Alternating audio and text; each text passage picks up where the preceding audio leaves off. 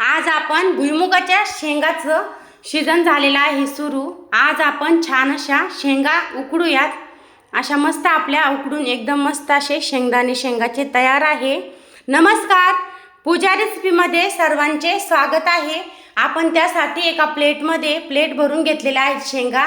छान असं आपलं शेगडीवर पाणी उकळलेलं आहे। त्यामध्ये आता आपण शेंगा घेऊयात टाकून।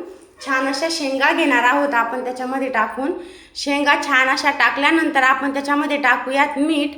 शेंगा उकडताना कधी जाडे मीठ वापरायचे, म्हणजे शेंगाची टेस्ट एकदम छान येते, एकदम मस्त लागतात शेंगा उकडलेल्या। त्याच्यामुळे जाडी मीठच वापरायचे शक्यतो शेंगा उकडायला। आपण आता चमच्याने छान असं मिक्स करून घेऊयात सर्वकडे मीठ।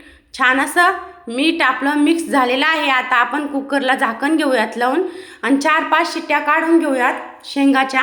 4-5 शिट्ट्या काढल्यानंतर आपल्या शेंगा एकदम मस्त अशा उकडणार आहेत। छान उकडलेल्या शेंगा खूप छान, खूप टेस्टी लागतात। एकदम खारे शेंगदाण्यासारख्या शेंगा लागतात। अशा मस्त आपल्या शेंगा उकडून तयार आहेत। अशा उकडून झालेल्या आहेत आपल्या शेंगा। बघूयात आता आपण आपल्या शेंगा उकडल्यात का नाही ते। अशा मस्त अशा उकडलेल्या आहेत आपल्या शेंगा। आपण आता शेंगाला ताटामध्ये घेतलेला आहे काढून। असे मस्त आपले एकदम फुललेले आहेत शेंगदाणे।